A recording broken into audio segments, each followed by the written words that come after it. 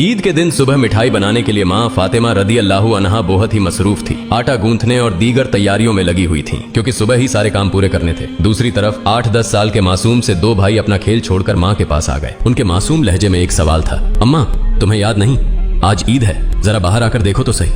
मोहल्ले के लड़के लड़कियां नए नए कपड़े पहनकर कितना खुश हो रहे हैं और हम दोनों ने तो अभी तक नए कपड़े भी नहीं पहने। क्या इसका मतलब यह है कि हम आज ईद नहीं मनाएंगे? थोड़ी देर बाद वे फिर कहने लगे, अम्मा जल्दी से हमारे नए कपड़े पहना दो, हम भी उनके साथ खेलते खेलते ईदगाह जाना चाहते हैं। जब अब्बू आएंगे तो उन्हें हमारे साथ भेज देना, हम उनके साथ वापस लौट आएंगे। माँ ने बच्चों के सिर पर मोहब्बत भरा हाथ फेरा, उनके माथे को चूमा और बोली, अभी ईदगाह जाने में काफी वक्त है बेटा, तुम लोग बाहर जाकर थोड़ा घूम फिर आओ, फिर मैं तुम्हें नए कपड़े पहना दूंगी। हो सकता है तब तक तुम्हारे अब्बू भी आ जाएं, शायद वह तुम्हारे लिए नए कपड़े लेकर आएं, तब मैं तुम्हें नए कपड़े पहना दूंगी और तुम अपने अब्बू के साथ ईदगाह चले जाना। अब जाओ बेटा, बाहर जाकर थोड़ा खेलो, इस बीच मैं अपने काम निपटा लूं। दोनों भाई बोले, जी अम्मा। फिर छोटा भाई अचानक सवाल करने लगा, अम्मा क्या अब्बू हमारे लिए नए कपड़े लेने गए हैं? माँ ने दोनों बच्चों को अपने गले से लगा लिया, उनके माथे पर प्यार से चूमा और अपने दिल के आंसू पोंछते हुए हंसकर कहा, हाँ बेटा तुम्हारे लिए नए कपड़े आएंगे, तुम्हें जरूर पहनाऊंगी, अब तुम लोग बाहर जाकर खेलो, सब ठीक हो जाएगा। माँ ने अपने रब पर यकीन करके अपने बच्चों को दिलासा दिया। दोनों भाई खुशी खुशी बाहर चले गए। माँ ने अपने आंचल से आंसू पोंछे और मजबूरी में अपने काम में दोबारा मशगूल हो गई। कुछ देर बाद दोनों भाई फिर रोते हुए घर लौट आए। उन्होंने कहा, अम्मा वे लोग हमें अपने नए कपड़े दिखाकर चिढ़ा रहे हैं। वे कहते हैं देखो तुम्हारे पास हमारे जैसे नए कपड़े नहीं हैं, अगर होते तो तुम इन्हें जरूर पहनते। वे कहते हैं कि हमारे अब्बू कैसे हैं जो ईद के दिन भी हमारे लिए नए कपड़े नहीं लाए। वे हमें ईदगाह चलने को कह रहे हैं और बोल रहे हैं जल्दी से नए कपड़े पहनकर आओ, अगर आना है। वे खजूर के पेड़ के नीचे खड़े हैं और तब तक हमारा इंतजार करेंगे जब तक हम नए कपड़े पहनकर उनके साथ न चले। अम्मा अब्बू अभी तक क्यों नहीं आए? अम्मी हमें जल्दी से नए कपड़े पहना दो ताकि हम आपके साथ ईदगाह जा सकें। मासूम बच्चों की इस गुजारिश को सुनकर अम्मी अपने जज्बातों पर काबू नहीं रख सकी। आंसू रोकना उनके लिए बड़ा मुश्किल हो गया, लेकिन बच्चे अम्मी को मजबूती से गले लगाकर खामोशी से उनकी ओर देख रहे थे। सब्र खो चुकी अम्मी अपने बच्चों को अपने सीने से लगाकर सिसक सिसक कर रोने लगी। कुछ ही पल में खुद को संभालते हुए अम्मी ने आंसू पोंछे और चेहरे पर जबरन एक हल्की मुस्कान लाते हुए बोली, अभी ईदगाह जाने का वक्त नहीं हुआ है बेटा, तुम लोग इतनी जल्दी क्यों कर रहे हो? नमाज के लिए अभी काफी वक्त है। इस दौरान बाहर जाकर थोड़ा घूम फिर आओ और देखो तुम्हारे अब्बू कहाँ हैं, उन्हें ढूंढ कर ले आओ, तब तक मैं अपना बाकी काम निपटा लेती हूँ। थोड़ा सा ही काम बचा है, अगर तुम्हारे अब्बू नए कपड़े लाते हैं तो मैं तुम्हें बहुत खूबसूरती से तैयार कर दूंगी, फिर तुम मिठाई खाकर अपने अब्बू के साथ ईदगाह जाओगे, ठीक है? दोनों भाइयों ने कहा, जी अम्मी। अम्मी ने अपने दिल को मजबूत करते हुए बच्चों को तसल्ली दी, लेकिन जैसे ही उन्होंने बच्चों के मासूम चेहरों की तरफ देखा, उनकी आंखों में आंसुओं का सैलाब उमड़ पड़ा। बच्चों को अपनी हालत का अंदाजा न हो, इस डर से अम्मी एक कमरे से दूसरे कमरे में जाती रही। इधर दोनों मासूम भाई परेशान होकर अम्मी अम्मी कहते हुए अम्मी के पास आए। उन्होंने कहा,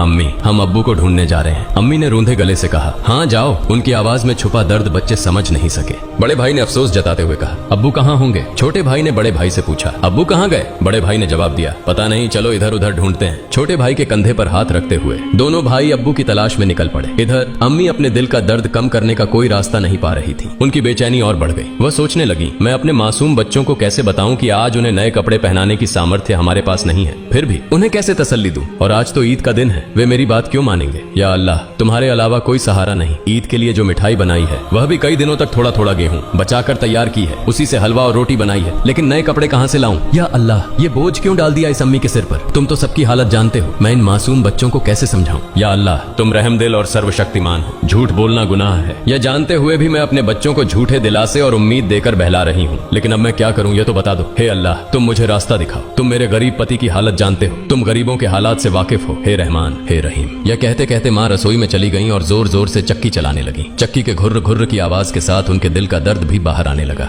आंसू पोंछते हुए भले ही मिठाई बनाने का काम तेजी से चल रहा था, लेकिन जैसे ही यह काम पूरा होने को आया, एक और मुश्किल सामने खड़ी हो गई। तभी अम्मा अम्मा कहते हुए दो मासूम बच्चे हांफते हांफते माँ के पास आकर खड़े हो गए। माँ ने कहा, बोलो बेटा क्या बात है? माँ ने अपनी इच्छाओं और आराम को हमेशा पति की गरीबी को देखकर दबा कर रखा था। वह थोड़े में ही खुश रहती थी, लेकिन आज मासूम बच्चों की छोटी सी ख्वाहिश ने उनके धैर्य को तोड़ दिया। उन्होंने खुद को संभालते हुए बच्चों को गोद में उठा लिया, मुस्कुराने की कोशिश की, उनके माथे पर चुंबन किया और कहा, बोलो बेटा क्या कहना है? दोनों बच्चों ने हाथों से अपनी आंखें मसलना शुरू कर दिया। यह देखकर छोटे भाई ने भी बड़े भाई की नकल कर ली। माँ ने कहा, देखो बेटा तुम्हारे अब्बा सही समय पर आ जाएंगे, मैं देखो यहाँ तुम्हारे लिए मिठाई बना रही हूँ, तुम मिठाई खाकर ईदगाह जाना, थोड़ा सब्र करो, बस थोड़ी ही देर और। उन्होंने बच्चों को सीने से लगा लिया, उन्हें प्यार से समझाया और कहा, थोड़ा इंतजार करो बेटा, मिठाई अभी तैयार हो जाएगी। छोटे भाई ने आंखें मसलते हुए अचानक पूछा, लेकिन हमारे नए कपड़े अम्मा? यह सुनते ही माँ चौंक गई, जल्दी से बोली, अरे बेटा ऐसा करते हैं, तुम लोग जाकर पहले नहाओ, अभी तक नहाए भी नहीं हो। दोनों भाइयों ने एक साथ कहा, नहीं अम्मा अभी तक नहीं नहाए। माँ के लिए मासूम बच्चों से छल करना बहुत दर्दनाक था, उनका दिल अंदर ही अंदर जल रहा था। लेकिन उन्होंने हंसते हुए कहा, बेटा बिना नहाए क्या कोई ईदगाह जाता है, जाओ जल्दी से नहाओ, फिर सब तैयार हो जाएगा। दोनों भाइयों ने कहा, ठीक है अम्मा, हम अभी जाकर नहा लेते हैं, आप सब कुछ तैयार रखना, हम जल्दी से आ जाते हैं। दोनों खुशी खुशी नाचते हुए बाहर निकल गए। माँ ने दुआ की, जाओ बेटा, अल्लाह हाफिज। बच्चे तो चले गए, लेकिन माँ के दिल में चिंता और गहरी हो गई। उनका दिल जैसे एक अथाह सागर में डूब रहा था। माँ सोचने लगी, जब वे वापस आएंगे और कहेंगे, हमें नए कपड़े पहनाओ, हम ईदगाह जाएंगे, तब मैं क्या करूंगी। माँ का मन अब और नहीं संभल सका, उनकी आंखों से आंसू फूट पड़े। उन्होंने सजदे में गिरकर अल्लाह से दुआ की, हे अल्लाह, तुम ही मेरा सहारा हो, तुम इस बेबस माँ की मदद करो, तुम मुझे इस स्थिति से बाहर निकालो। हे अल्लाह, तुम्हारे अलावा मेरा कोई नहीं है, मुझे राहत दो, इस स्थिति से मुक्ति दो। इसके बाद माँ किसी उन्मादी की तरह बोलने लगी, हे अल्लाह, तुम तो बच्चों की माँ का दिल समझते हो। 3 बार इन मासूम नासमझ बच्चों को बहला फुसलाकर मैंने किसी तरह संभाल लिया, लेकिन अब क्या करूं, अब क्या कहूं, तुम ही मुझे रास्ता दिखाओ। हे अल्लाह, तुम ही मुझे सहारा दो, तुम सर्वशक्तिमान हो, तुम सब कर सकते हो। फिर उन्होंने जोर से चिल्लाते हुए कहा, तुम सब कर सकते हो अल्लाह, तुम सब कर सकते हो। उधर नहाने के बाद दोनों भाई खुशी खुशी हाथ में हाथ डाले घर की ओर चल पड़े। कुछ ही देर में दोनों भाई हंसते खेलते घर पहुंचे और जोर से आवाज देने लगे, अम्मा अम्मा हम आ गए अम्मा। लेकिन माँ की ओर से कोई जवाब नहीं आया। छोटा भाई बड़ी मासूमियत से अपने बड़े भाई की ओर देखने लगा और पूछा, भैया माँ बोल क्यों नहीं रही हैं? क्या माँ सो रही हैं? बड़ा भाई छोटे भाई को अपनी बाहों में लेकर उसे दिलासा देने लगा, रुको मैं देखता हूँ। जैसे ही बड़ा भाई माँ को जगाने के लिए हाथ बढ़ाने वाला था, उसी समय दरवाजे पर जोर से खटखटाने की आवाज आई। बड़े भाई ने डरते हुए पूछा, कौन है बाहर? बाहर से कोई जवाब नहीं आया। दोनों भाई चकित होकर एक दूसरे की ओर देखने लगे। छोटा भाई डर के मारे बड़े भाई से चिपक गया। तभी फिर से दरवाजे पर जोर से खटखटाने की आवाज हुई। डर और घबराहट से दोनों भाई चिल्ला पड़े, अम्मा अम्मा बाहर कौन है? लेकिन माँ की ओर से कोई आवाज नहीं आई। फिर दरवाजे पर खटखटाने की आवाज के साथ कुछ भारी खड़खड़ाने की आवाज सुनाई दी। दोनों भाई डर गए। उन्हें पता था कि अगर कोई रिश्तेदार, परिवार का सदस्य या पड़ोसी घर पर आता है तो वह हमेशा सलाम करता है, लेकिन ये सब कुछ उल्टा हो रहा था। बड़े भाई ने छोटे भाई को और कसकर गले लगाते हुए कहा, मुझे समझ नहीं आ रहा ये क्या हो रहा है, माँ भी कुछ बोल नहीं रही है। डरते डरते दोनों भाई दरवाजे के पास गए। जैसे ही वे वहां पहुंचे, बाहर से फिर से खटखटाने की आवाज आई। दोनों भाई थोड़ा पीछे हटे और जोर से चिल्लाकर पूछा, कौन है दरवाजे पर? बाहर से आवाज आई, मैं दर्जी हूँ, दरवाजा खोलो। दोनों भाई हैरान रह गए। उन्होंने पूछा, दर्जी आप यहाँ क्यों? बाहर से आवाज आई, हाँ मैं दर्जी हूँ, दरवाजा खोलो, मैं तुम्हारे लिए नए कपड़े लेकर आया हूँ, इन्हें ले लो। जैसे ही यह बात सुनी, दोनों भाइयों ने जल्दी से दरवाजे की कुंडी खोली। सामने एक व्यक्ति नए कपड़ों के गट्ठर के साथ खड़ा था। दोनों भाई एक पल के लिए हैरान रह गए। दर्जी ने कपड़े उनकी ओर बढ़ाए। बड़े भाई ने झटपट सारे कपड़े अपने हाथों में ले लिए और छोटे भाई का हाथ पकड़कर तेजी से दौड़ते हुए माँ के पास पहुंचा। उस समय माँ अब भी संभल नहीं पाई थी, वह गुपचुप आंसू बहा रही थी। दोनों भाई बोले, अम्मा अम्मा देखो, दर्जी हमारे लिए कितने सुंदर सुंदर नए कपड़े लेकर आया है, जल्दी से हमें कपड़े पहनाओ, हम ईदगाह जाएंगे।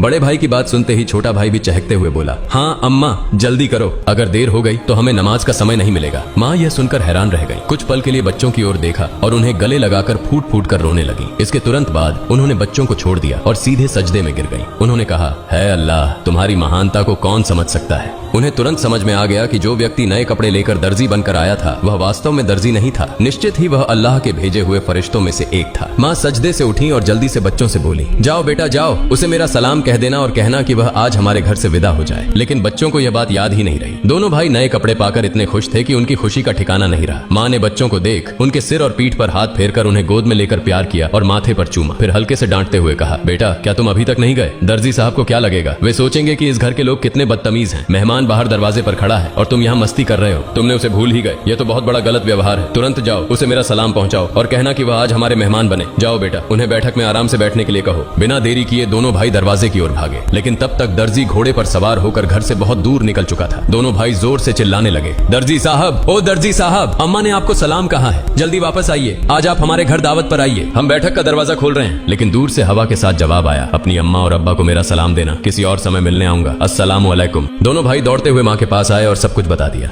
बोले, दर्जी साहब ने तुम्हें और अब्बा को सलाम कहा है, वह घोड़े पर सवार होकर उस तरफ जा रहे हैं, जल्दी आओ। माँ, उन्हें देखोगी? देखोगी ना? जल्दी करो और खिड़की से देख लो, जल्दी आओ। माँ, अगर देर करोगी तो उन्हें फिर नहीं देख पाओगी। दर्जी साहब कितने खूबसूरत लगते हैं, आओ ना।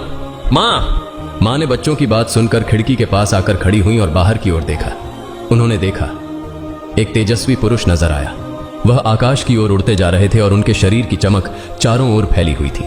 उनकी रोशनी सूर्य की किरणों को भी फीका कर रही थी। माँ तन्मय होकर यह सब देख रही थी। अचानक वह पुरुष घोड़े सहित कहीं अदृश्य हो गए। उन्हें अब और नहीं देखा जा सकता था। इतने में दोनों भाई जोर से चिल्लाकर बोले, अम्मा, अम्मा देखो, वो रहे अब्बा, दूर से आ रहे हैं। वह मां ने बच्चों को लेकर अंदर कमरे में ले गईं और उनके शरीर पर नए कपड़े पहनाने लगी। उसकी आंखों से खुशी के आंसू बह रहे थे। दोनों भाइयों ने हैरानी से पूछा, अम्मा, अम्मा, तुम क्यों रो रही हो? मां ने कहा, बेटा मैं क्यों रो रही हूँ, यह तुम अभी नहीं समझोगे। तुम्हारी उम्र अभी इतनी नहीं हुई है, लेकिन आज से यह बात याद रखना, एक पल के लिए भी अल्लाह ताला को भूलना मत। अल्लाह को हमेशा याद रखना। जो हमेशा अल्लाह को याद रखता है वह कभी भी मुसीबत में नहीं पड़ेगा। अगर तुम इस छोटी सी बात को हमेशा अपने दिल में बसा लोगे और जिंदगी भर अल्लाह को नहीं भूलोगे तो देखोगे कि अल्लाह हमेशा तुम्हारी मदद करेगा। बात वह कभी तुम्हें कठिनाइयों में नहीं डालेगा। माँ अपने बच्चों को यही नसीहत दे रही थी और साथ ही उन्हें नए कपड़े पहना रही थी। जब बच्चों को सजाने का काम पूरा हो गया तो माँ ने सुरमे का डिब्बा लाकर छोटे बेटे की आंखों में सुरमा लगाया। बड़े बेटे की आंखों में सुरमा लगाते ही दरवाजे के बाहर से आवाज आई, अस्सलामु अलैकुम या फातिमा तुज जहरा। अंदर से हजरत फातिमा रज़ियल्लाहु ताला अन्हा ने जवाब दिया, वालेकुम अस्सलाम या अली करीमुल्लाह। छोटा बेटा दौड़कर बाहर गया और चिल्लाने लगा, अब्बा आ गए, अब्बा आ गए। बड़ा बेटा बाहर जाने ही वाला था, लेकिन माँ ने उसे रोक लिया क्योंकि उसकी आंखों में सुरमा लगाना बाकी था। माँ थोड़ी गुस्से में बोली, बैठो बैठो, पहले सुरमा लग जाने दो। इस बीच छोटा भाई अपने अब्बा का हाथ पकड़कर अंदर ले आया। तब तक बड़े भाई की आंखों में सुरमा लगाया जा चुका था। दोनों बेटों को देखकर अब्बा हैरान हो गए और बोले, यह क्या, इतने सुंदर कपड़े, ये कहां से आए? फिर दोनों भाइयों ने अपनी माँ और अब्बा को गले लगाकर खुशी जताई। हजरत फातिमा रज़ियल्लाहु ताला अन्हा ने बच्चों की आवाज शांत कराते हुए हजरत अली रज़ियल्लाहु ताला अन्हु को सारी घटना सुनाई। हजरत अली रज़ियल्लाहु ताला अन्हु जैसे ही यह बात सुनी सजदे में गिर गए और बोले, हे अल्लाह, तुम्हारे लिए कुछ भी असंभव नहीं है। तुम महान हो, असीम हो, तुम दयालु और सर्वशक्तिमान हो। सजदे से उठकर उन्होंने हजरत फातिमा रज़ियल्लाहु ताला अन्हा से कहा, जो दर्जी बनकर बच्चों के लिए कपड़े लाए, क्या तुम उन्हें पहचानती हो? क्या तुमने जान लिया कि वह कौन थे? हजरत फातिमा रज़ियल्लाहु ताला अन्हा ने कहा, नहीं, लेकिन इतना निश्चित है कि वह अल्लाह के किसी भेजे हुए फरिश्ते थे, इसमें कोई शक नहीं। हालांकि यह मेरी अपनी धारणा है। हजरत अली रज़ियल्लाहु ताला अन्हु ने कहा, हाँ, तुमने सही कहा, यह अल्लाह की महिमा है। वह हजरत जिब्राइल अलैहिस्सलाम थे। हजरत फातिमा रज़ियल्लाहु ताला अन्हा की जुबान से अचानक जोर से निकला, अल्लाहु अकबर। यह कहते हुए वह भी सजदे में गिर गईं। उन्हें देखकर हजरत हसन और